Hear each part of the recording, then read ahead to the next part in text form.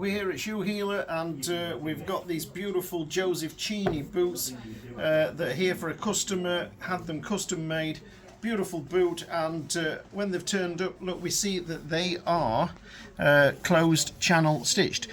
Closed channel stitched, or channel stitched, or we always called it channel stitched when it was a closed channel stitched. But this is a standard shoe that is stitched in a channel. This is a shoe that is stitched in a channel that is closed. So you would think that this was open channel stitched or channel stitched, and this is closed channel stitched. But we only ever used to refer to channel stitched as being this shoe. I don't know if that was just us or if that's what it... but this is closed channel stitched. This is open channel stitched. And just fabulous. So this is, instead of it being stitched straight through the sole into a channel, this has been lifted up, what's called the feather, channeled out. It's usually done in one process, one passing round. Lift the feather up, channel out, stitch it in, and then put that that channel back down. We never used to do this really, and we still don't today. We just do the open channel stitched.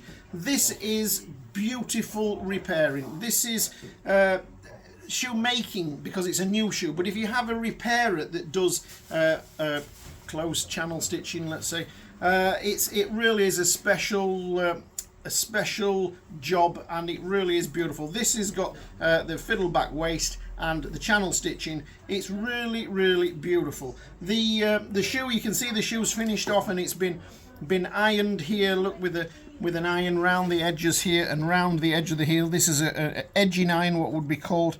You know, again, repairers don't use these nowadays. It's had fudge wheel around the top of the welt there to put this mark in there, and then this is done with what's called a crow's foot. There's all sorts of different names for them. There's some edging round here. I'm not sure if this is done with a jankin wheel, something like that. This is done with a crow's foot. There's all sorts of different names for these processes that are done on your new shoes. It's rarely done with high street repairers like us. I'm sure out there somewhere there is the super high-end specialists that will do all this marking for you on your repairs. It's just not economical for us to be doing this. So this here is also, it's been lovely and set on setting irons. So when you look at the edge of the sole, there's a few little ridges in there, and it could actually, if I'm honest, it could be a little bit smoother than that, but that's got a lovely profile to it. In the waist here, it's got a rounded edge, and then it goes to this lovely profile that's been achieved on setting irons, which don't come on modern machines nowadays. They were on the old machines, the really old machines that me and Paul they started on, and we would occasionally use them. Your trimmer does leave a little bit of an edge like that, but the setting irons would be what you use, a red hot setting irons, all different thicknesses. The iron is the thickness, is how we measure the thickness of a leather sole. The thickness is gauged in irons. So the setting iron will be used around there and set all those edges, and then right on the end of the setting irons there was a curled edge that we would use on the waist.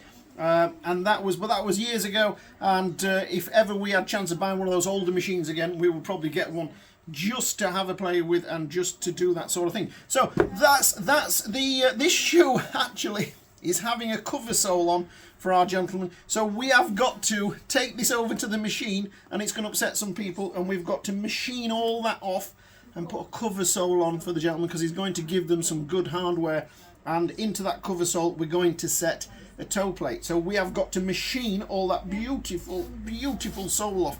and that's going to be difficult. This is a pair of Edward Greens. Edward Greens, crazy expensive shoes and boots, probably over £1,000 these, maybe 12, 13, 1400 pounds for a pair of Edward Green. Edward Green, Google that name, you will see these, and of course they've been channel stitched. But let's have a look what happens to the channel stitch. People who don't know complain about this. Look, the channel is opened up over time, so this boot has been quite well worn. You can see where the stitching is underneath this little flaky channel there. I've got grubby fingers again, look, been grafting. So look at that, so you can see the stitching. That's just the top of the stitching, and you get there very quickly. We would have, look at that one there gaping, you see. So we would have customers coming back to us on the few pairs that we sold, and I think there might have been trickier city shoes, and we would have to tell the customer this is channel stitched. You will see some of this happening over time. It just comes up. What shall we do about it? Keep on wearing them. It's nothing. You can come back. We can run a little bit of glue under there and bond it back down for you, but on the edge here it gets a little bit untidy. First time you walk on it again, it starts to come up. You just keep wearing it. You might take your nail clippers and just clip it off if it bothers you that much, but that's part of having a channel stitch shoe. This is how it happens. It looks beautiful when it's new, and when we come now to put this cover sole on, we've got to machine through that feather. I don't bond the cover sole to the edge of the feather, because eventually this will happen and the cover sole is going to be stuck to that. So we're going to carefully machine through this and then put the cover sole on, but we've got to get through that feather. In fact, come on round here. Let's have a look. Pause that if you wanted to, but if you don't know how to do that, Paul, keep on coming. Keep on coming. Let's have a look. So, fire the machine up. One last look. And then, here we go, on this beautiful shoe. And oh no, oh, we've got to,